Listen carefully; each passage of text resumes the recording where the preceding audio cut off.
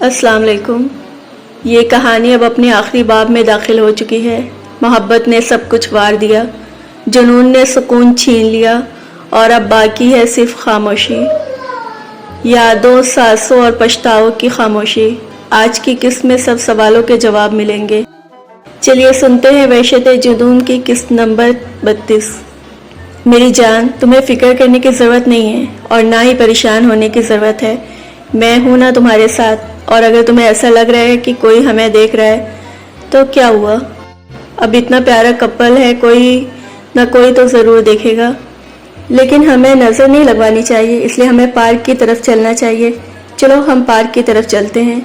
وہ اس کا ڈر ختم کرنے کی کوشش کرتا روحی کو گود میں لیتا اس کا ہاتھ تھامے آگے کی طرف بڑھ گیا، جبکہ وہ اس کے بازو کے ساتھ لگی تھی، ایک بار پھر آگے دیکھ رہی تھی، لیکن ایام نے اسے زیادہ دیر اس جگہ پر رکنے نہیں دیا۔ وہ تقریباً 1 گھنٹہ پارک میں گزار کر واپس ہوٹل کی طرف جا رہے تھے۔ اس نے یہاں آتے ہی رینٹ پر ایک گاڑی لی ہوئی تھی، لیکن اس وقت اس کے ساتھ پیدل مارچ کر رہا تھا، کیونکہ وہ ہوٹل کے آس پاس ہی آئے تھے، وہ بھی صرف روحی کی ضد پر۔ بابا جانی، فلاور شاپ۔ روحی اس کی گود میں تھی، اچانک اسے سامنے والی دکان کی طرف اشارہ کرتے ہوئے بولی۔ اس کی طرح اس کی بیٹی کو بھی پھول بہت اٹریکٹ کرتے تھے۔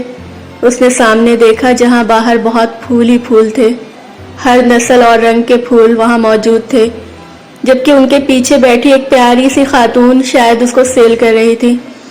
اس نے مسکراتے ہوئے ہیر کو اس طرف چلنے کا اشارہ کیا تو وہ بھی اس کے ساتھ وہاں چلی آئی۔ ہیلو ینگ کپل، کیسے ہو تم دونوں؟ اور یہ پرنسس تم دونوں کی بیٹی ہے؟ بولو، کیا تمہیں اپنی اس پیاری سی بیوی کے لیے خوبصورت سا پھول چاہیے؟ رکو، میں تمہیں دیتی ہوں۔ یہ پیارا سا پھول تمہیں اس دنیا کے سب سے خوبصورت عورت کو دینا چاہیے۔ وہ ایک بے حد خوبصورت پھول اس کی طرف بڑھاتے ہوئے مسکرا کر انگلش میں بولی تھی، جبکہ ایام نے اس کے انداز پر مسکرا کر پھول کو تھام لیا اور اپنی جیب سے اس کی پیمنٹ نکال کر اس کے حوالے کرنے لگا۔ انہوں نے مسکراتے ہوئے پیسے تھام لیے تھے اور اس پھول کی قیمت سے کافی زیادہ تھے۔ کیا تمہیں اور پھول بھی چاہیے یا میں تمہیں چینج دوں؟ ان خاتون نے چہرے پر مسکراہٹ سجا کر اس سے پوچھا تھا۔ نہیں، مجھے اور پھول نہیں چاہیے اور مجھے چینج بھی نہیں چاہیے۔ اس نے اب تک وہ خوبصورت پھول اپنے ہاتھ میں تھاما ہوا تھا جس سے ہیر کافی دیر منتظر تھی، کیونکہ وہ سچ میں بے انتہا خوبصورت تھا۔ اگر اس دکان کا سب سے خوبصورت پھول کہا جائے تو غلط نہیں ہوگا۔ اس پھول کی قیمت بہت زیادہ ہے کیونکہ یہ بہت قیمتی ہے، اور ویسے بھی اس پھول کی دنیا کی سب سے خوبصورت عورت کو دینے والا ہوں۔ شاید میں اس پھول کی خوبصورتی کی قیمت بھی ادا نہ کر پاؤں۔ اس کی بات سن کر ہیر نے پھول کی جانب ہاتھ بڑھایا تھا، لیکن اس نے مسکراتے ہوئے پھول انہی خاتون کی طرف بڑھا دیا۔ یہ پھول تم مجھے واپس کیوں کر رہے ہو؟ وہ حیران ہوئی تھی، جبکہ ہیر نے بھی اپنا ہاتھ نیچے کر لیا تھا۔ اس کی اس بات پر وہ خود بھی سمجھ نہیں پائی تھی، کیونکہ اس وقت میری نظر میں سب سے زیادہ خوبصورت آپ ہیں، اور شاید یہ پھول آپ سے زیادہ کسی کو سوٹ نہیں کرے گا۔ کیا آپ یہ خوبصورت پھول میری طرف سے قبول کریں گی؟ اس کے انداز بے انتہا دلکش تھا۔ ہیر کے چہرے پر بے اختیار مسکراہٹ آ گئی تھی، جبکہ وہ 70-80 سالہ خاتون بھی مسکراہٹ کے ساتھ اس پھول کو قبول کر چکی تھی۔ ان کے چہرے پر خوبصورت ترین مسکراہٹ کھل گئی تھی۔ مجھے یقین ہے تم بہت رومانٹک انسان ہو، وہ اس کی ذات پر تبصرہ کرتے ہوئے بولی۔ ان کا کمنٹ اس نے حق سے وصول کرتے ہوئے اپنے سینے پر ہاتھ رکھ کر سر کو خم دیا تھا۔ تمہیں بھی پھول چاہیے کیا؟ وہ اس کے کان کے قریب سرگوشی کرتے ہوئے بولا۔ میں بدلے میں آپ کو رومانٹک نہیں بولوں گی، اس نے جیسے پھول لینے کی شرط رکھی تھی۔ تمہیں مجھے رومانٹک کہنے کی ضرورت نہیں ہے، بس تم میرا رومانس محسوس کر لینا، تمہیں خود ہی اندازہ ہو جائے گا کہ میں کتنا رومانٹک انسان ہوں۔ وہ بڑے مزے سے اس کے کمر میں ہاتھ ڈال کر اسے اپنے قریب کرتا، اس کے لبوں پر میٹھی سی جسارت کرتا پیچھے ہٹا تھا۔ ہیر اسے گھور کر رہ گئی تھی، جبکہ نظر کبھی روحی پر تو کبھی اس خاتون پر جاتی جو اس کے لیے سب سے خوبصورت پھول ڈھونڈ رہی تھی، جبکہ روحی اپنے ہی دھیان میں پھولوں کو غور و فکر کر رہی تھی۔ آپ رومانٹک نہیں، بے انتہائی بے شرم انسان ہیں، اس نے اپنی طرف سے تبصرہ کیا تھا، جس پر ایام کہا لگا کر ہنسا۔ اسے یہ نام بھی پسند آیا تھا، یا وہ زیادہ سے زیادہ ڈھیٹ ہو گیا تھا کہ اس پر اس کی کوئی بات اثر ہی نہیں کر رہی تھی۔ اس کی آنکھ کھلی تو اس نے اپنے آپ کو ایام کے باہوں میں قید پایا۔ وہ پوری طرح اسے خود میں قید کیے ہوئے تھا، جناب کا کہنا تھا کہ انہیں اپنی بیوی کو حق کیے بنا نیند نہیں آتی۔ رات کو کافی دیر سے واپس آئے تھے، انہیں یہاں آئے ہوئے آج چوتھا دن تھا، اور ایام کے سامنے وہ کتنا ہی کیوں نہ کہے اسے ماسٹرز پسند نہیں آیا تھا، لیکن اندر ہی اندر ماسٹرز کی خوبصورتی دیکھ کر وہ بھی اس جگہ کو پسند کرنے لگی تھی، کیونکہ یہ اتنی بھی بری نہیں تھی جتنا وہ ایام کے سامنے کہہ رہی تھی۔ اسے اور کچھ پسند آیا ہو یا نہ، لیکن یہاں کے پارک اور لائبریریز اسے بہت پسند آئی تھی، خاص کر فری لائبریری آف ماسٹرز۔ یہ الگ بات تھی کہ ایام نے اسے زیادہ دیر لائبریری میں رکنے نہیں دیا تھا۔ یہاں اسے ایک بہت ہی بڑی لائبریری دیکھنے کو ملی تھی، اور اس لائبریری کے سب سے بیسٹ بات یہ تھی کہ وہ بالکل فری تھی۔ کہا جاتا ہے کہ اس لائبریری کو 1852 میں کسی انگریز نے بنوایا تھا، جسے بہت زیادہ کتابیں پڑھنے کا شوق تھا، اور وہ یہ چاہتا تھا کہ پوری دنیا سے لوگ آ کر یہاں کتابیں پڑھیں۔ اس وجہ سے اس نے ہر زبان کی کتابیں رکھوائی تھی جو آج بھی یہاں پر موجود تھی، جو کہ بالکل مفت میں پڑھنے کے لیے دی جاتی تھی۔ وہاں پر کوئی بھی کتاب لینے کا ایک پیسہ بھی نہیں لیا جاتا تھا۔ وہاں آرام سکون سے کتاب پڑھنے کے بعد واپس رکھ کر جہاں چاہے چلے جائے، لیکن شرط یہ تھی کہ وہ کتاب پڑھنے کی اجازت صرف لائبریری کے اندر ہی تھی، اور ایام کے پاس اتنا فالتو ٹائم نہیں تھا جو اسے اپنی ہنی مون ٹائم اس لائبریری میں برباد کرتا۔ ایک یہ وجہ بھی تھی کہ وہ مزید ایام کو اس جگہ لانے پر تنگ کر رہی تھی، ورنہ کچھ حد تک تو اسے بھی جگہ پسند آنے لگی تھی، لیکن اسے ایام کو تنگ کرنے میں بہت مزہ آ رہا تھا۔ وہ آہستہ سے اس کے قریب سے اٹھتے ہوئے فریش ہونے چلی گئی تھی، جبکہ وہ جانتی تھی کہ روحی اور ایام کا اب جلدی اٹھنے کا کوئی ارادہ نہیں ہے، اور وہ اتنی دیر تک بستر میں بیٹھ نہیں سکتی تھی۔ آج ایام نے اس سے وعدہ کیا تھا کہ وہ اسے ایسی جگہ لے کر جائے گا جو اسے بہت پسند آئے گی، جس کے لیے وہ کافی زیادہ ایکسائٹیڈ بھی تھی، لیکن یہ باپ بیٹی تو اپنی نیند بھی پوری نہیں کر رہے تھے۔ اس کا 2-3 دفعہ دل چاہا کہ وہ ایام کو جگا دے، لیکن اس سے اپنی ہی مشکل آ سکتی تھی، کیونکہ اس سے ایام کا رومانٹک موڈ بھی آن ہو سکتا تھا، جو اس کی نازک جان کے لیے اچھا نہیں تھا، کیونکہ جب تک روحی نہ جاگ جائے تب تک ایام ویسے بھی کہیں نہیں جاتا تھا۔ وہ اپنی بیٹی کی نیند کے معاملے میں کسی طرح کی کوئی لاپرواہی نہیں کرتا تھا۔ اس کا ماننا تھا کہ جب تک نیند پوری نہیں ہوگی تب تک وہ انجوائے کیسے کرے گی، اور جب تک روحی جاگتی تب تک اسے ایام کے رومانٹک موڈ کے ساتھ اس کی جسارتیں بھی سہنی پڑتی، اس لیے اس نے سونا بہتر تھا، تب تک وہ آرام سکون سے اپنی تیاری مکمل کر سکتی تھی۔ اس نے سب سے پہلے باتھ لیا، پھر ایام اور روحی کے کپڑے تیار کرنے لگی۔ آدھے گھنٹے میں ہر چیز تیار کر کے رکھ چکی تھی۔ اب اگر اسے کسی چیز کا انتظار تھا تو وہ دونوں کے جاگنے کا۔ اب تو اسے ہلکی ہلکی بھوک لگنا بھی شروع ہو چکی تھی، لیکن یہ دونوں تو جاگ ہی نہیں رہے تھے، مانا وہ صبح فجر پڑھ کے سوئے تھے، لیکن ابھی تو 12 بجے سے اوپر ٹائم گزر چکا تھا۔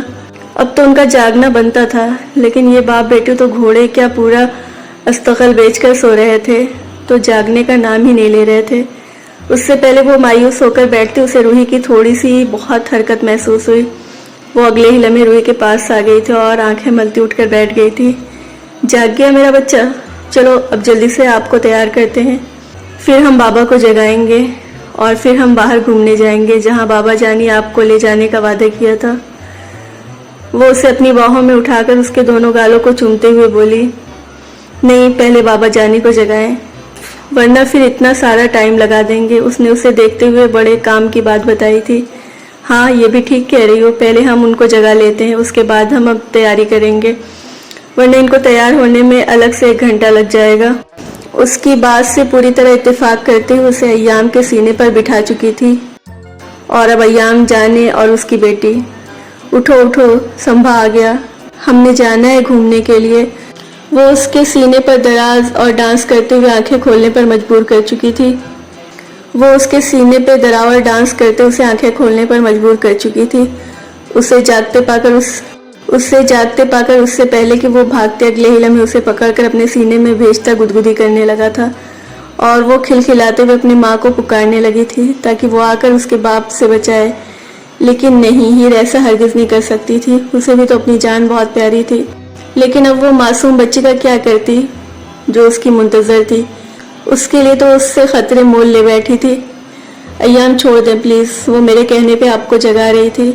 اس نے بڑی مشکل سے الزام اپنے سر لیا تھا۔ اچھا، تو تمہارے کہنے پر وہ سنبھا بنی ہوئی تھی؟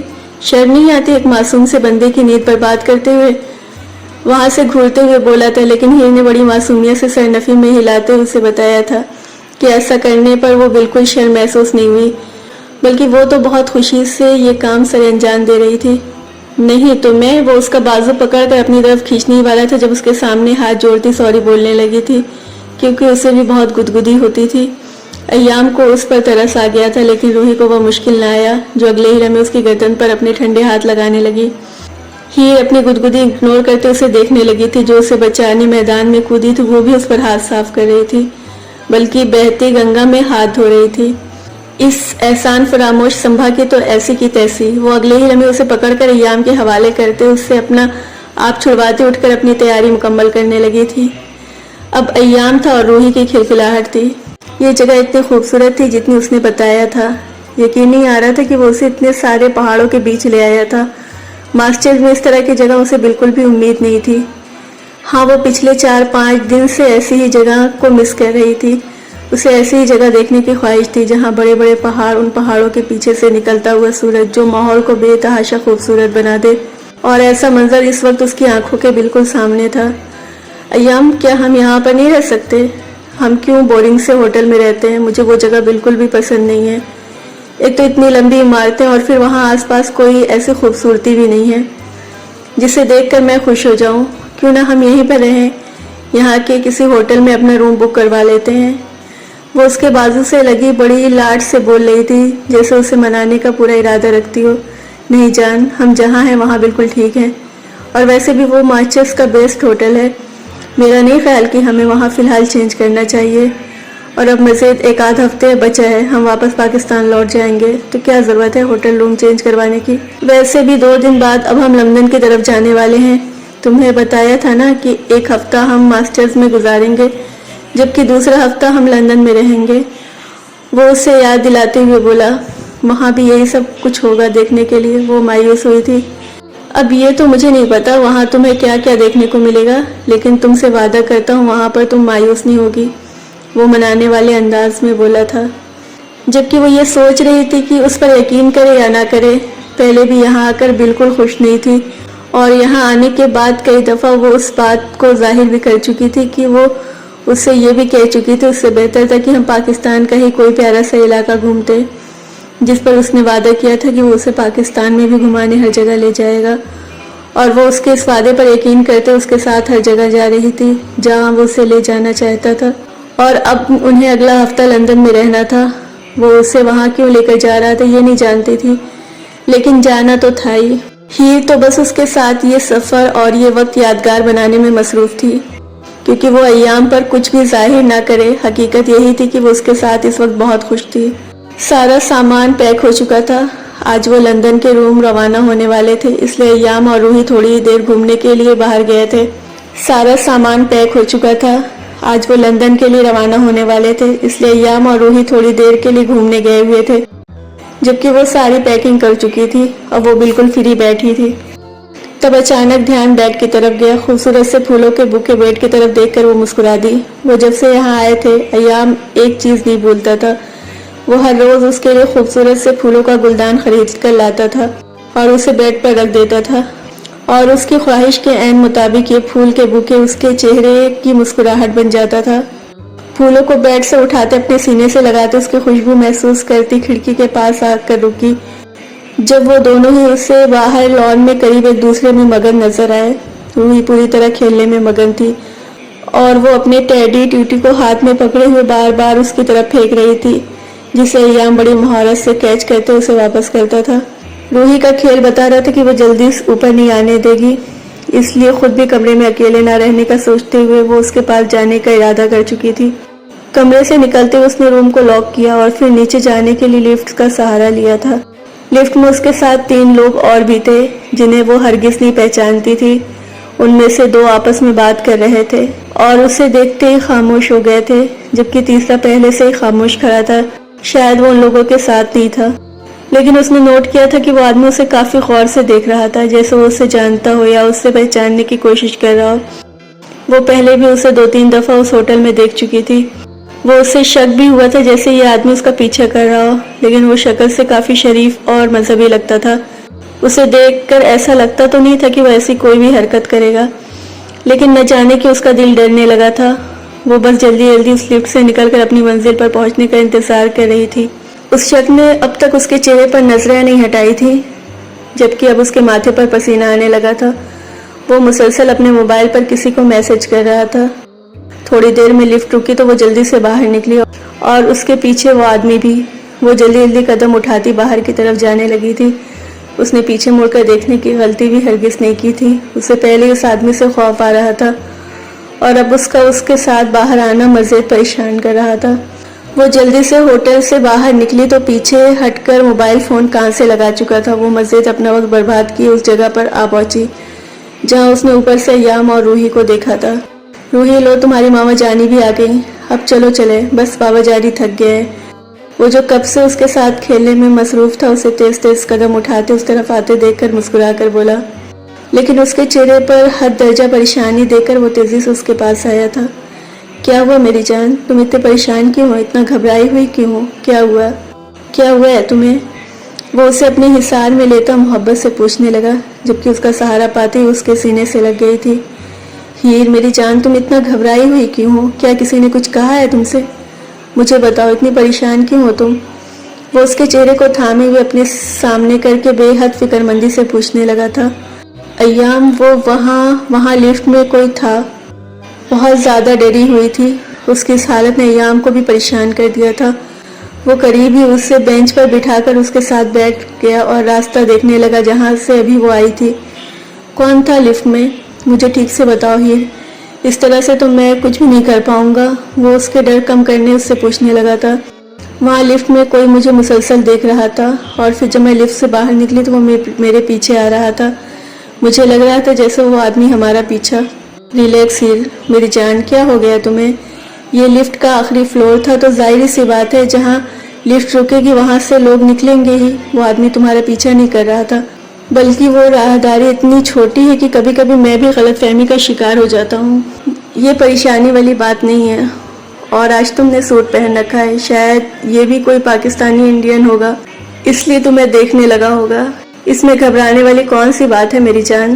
تم نہ چھوٹی چھوٹی باتوں کو سر پر سوار کر لیتی ہو۔ تم یہی بیٹھو، میں تمہارے لیے پانی لاتا ہوں۔